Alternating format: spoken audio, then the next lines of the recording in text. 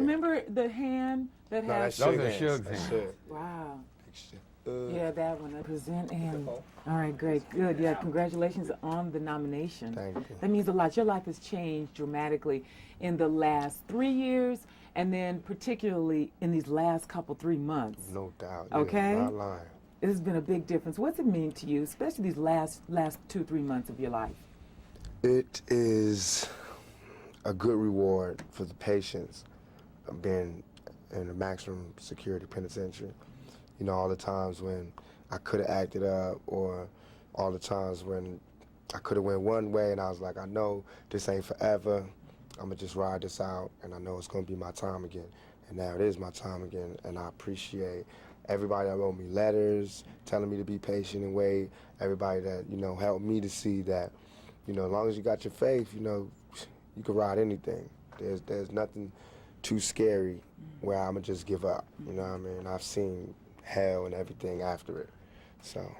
It's been some very interesting articles out recently. This man here is responsible, Papa G, getting a lot of press out about you all. Let me ask a comment about one of the things that I read. Certainly you're here at the family now. You all call this a family. What's it mean for you to be here with Death Row?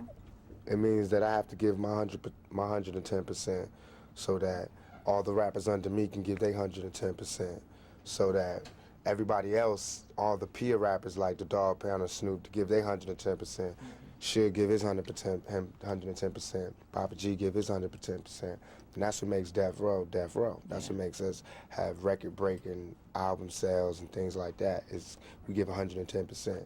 So for me, it's good. It just means that, you know, I'm somewhere where if you're persistent and efficient, you get rewarded. And that's what everybody wishes for. Your focus seems clear. I think, like you said, being in maximum security, certainly there's a lot of things for one's head and one's focus and desires and dreams.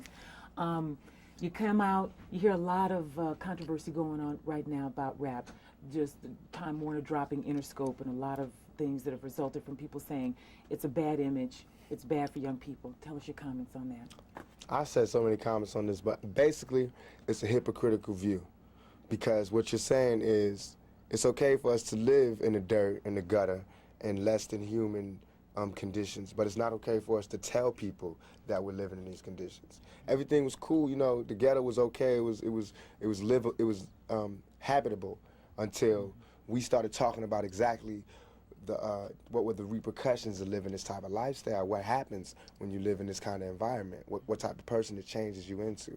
Now all of a sudden it's like you can't talk about that. But this is what we live in. We don't have a choice. You know what I mean? It's either we really kill people, do dope, sell dope, and have murders and do all this crazy stuff, or we talk about the fact that we got so close, man. If it wasn't for this rap thing, we would really have to do A, B, and C. You know what I mean? And that's not good. That's not nothing to look up to, but that's the truth. That's how it is, you know. Every human being inside your chest or your stomach or whatever, we all given from God the survival instinct. And everybody has to live, self-determination. You have to live. You have to be able to live and survive and live like a human being, not like an animal. So whatever it takes to live like that is what happens, whatever it takes. If you put Bob Dole in those conditions, he would do the same thing. So would C. Dolores Tucker. If she wasn't so rich, she didn't have the pearls, and she didn't have the NAACP backing her up, and all these conventions and coalitions backing up, and she was by herself, and she was on welfare, she would love our music, because she would know what this music breeds. She would know where we from, what we talking about. But from where she at, she can't understand and not understand where they coming from, because now that I got money, it's hard for me to hear a lot of the stuff that we got to listen to. But I can't be a hypocrite, though. I got to understand it's only a few dollars that's keeping me from being that right there. Image is everything. Papa G is taking good care of you guys, you know. Tell me what it means to have George Price behind you all, out there in terms of publicity, really getting the word out, and the truth, as you all want to speak it. What does that mean to you? I think that, along with the other artists on Death Row, Snoop, Dog Pound, Trey, everybody, Nate, we're all outstanding in our field. And I think that Suge, in terms of being a manager, CEO, he's outstanding in his field. I think that Papa G is just keeping that tradition along by being outstanding in the field of publicity and getting the things that we have in our head to the heads of millions of people, letting them see what we see and look at it how we want them to look at it. You know what I mean? Like the vibe cover, that's how we feel, like a mob, like a family. You know, we want people to see that. Not mob like guns and things, but mob like family. Like you say to do this, we do this.